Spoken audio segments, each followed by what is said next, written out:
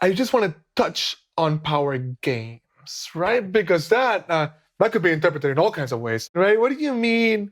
Um, because I know you're bringing acting, right? And I love that when I read your book, right, and when I understand that, the way I understand it is as a manual to enact our way into freedom, right? To practice it. I participate in the idea of even fake it until you make it is resonant, right? Like get into the role until you become the role, right? Otherwise known as practice. It's just simple, right? So tell me a little bit about that, how that came into play. Oh, that just blew my mind. I mean, when I started thinking about this, I mean, you know this, but other people might not. I mean, I went to grad school for theory, right? So I feel like I kind of had all these tools, and I still felt like there was something at a different level that I needed to tap into. And that's where the whole theory of enacting came.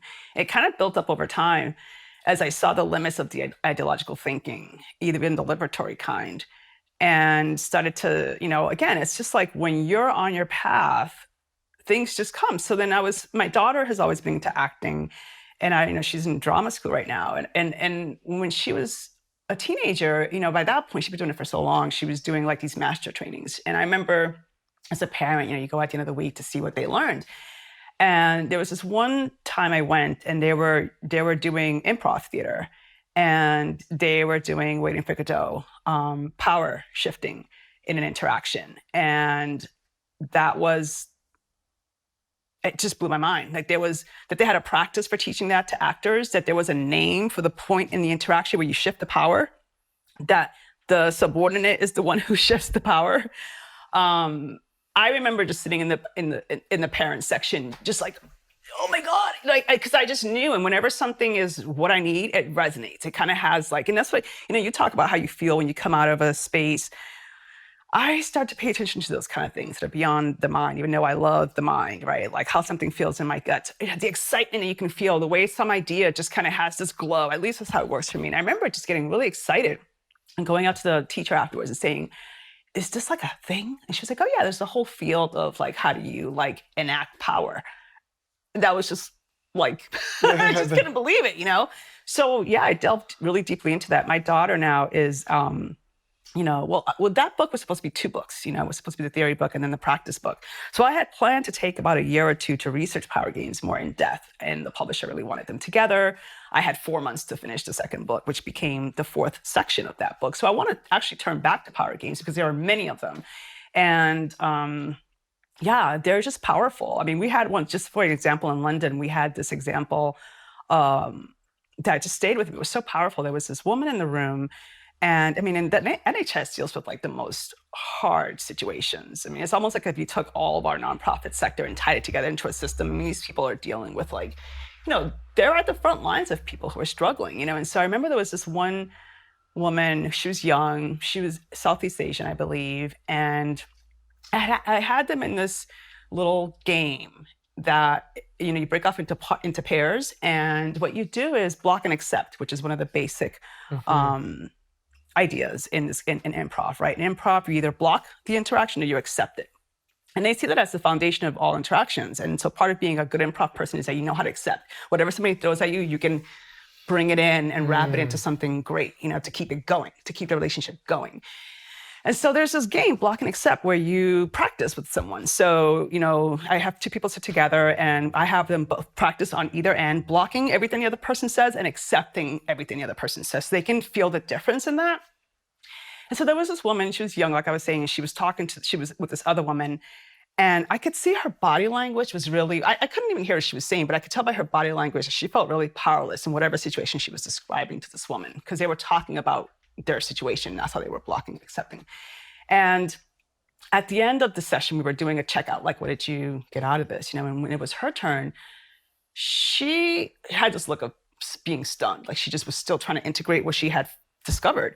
And she said, she apparently has a boss who's really dominating and doesn't let her do anything. And she just was so beleaguered by this relationship that she didn't know how to circumvent. And she got to this point where she had learned how to block him, right? Through her practice with this woman. And she said, I finally realized that I can actually block him. And I had never realized that there were options for how to like respond, or that I can come, so she started to have her realization, and her partner gave her feedback. She said, actually, I noticed that when you engaged from a powerful position, you spoke differently. You stood up, you did this. So her partner started pointing out to her all the ways that she enacted she's like, I saw a whole different person.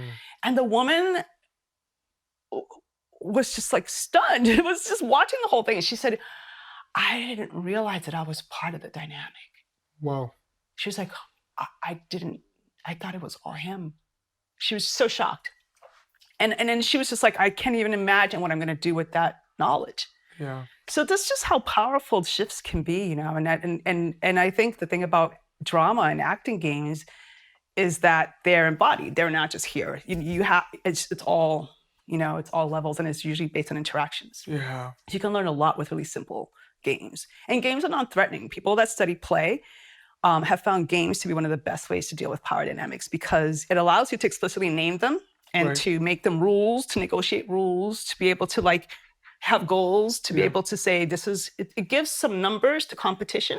And there are also collaborative games. But games, what they have found is if you play with someone, even if you're competing with them, because you have to train in order to beat them, you inadvertently end up liking them. So even you have a affection even for your harshest competitor when you engage from a place of playing game. That's beautiful. So I thought there's just too many reasons why. I just couldn't understand why we weren't playing more games. Right.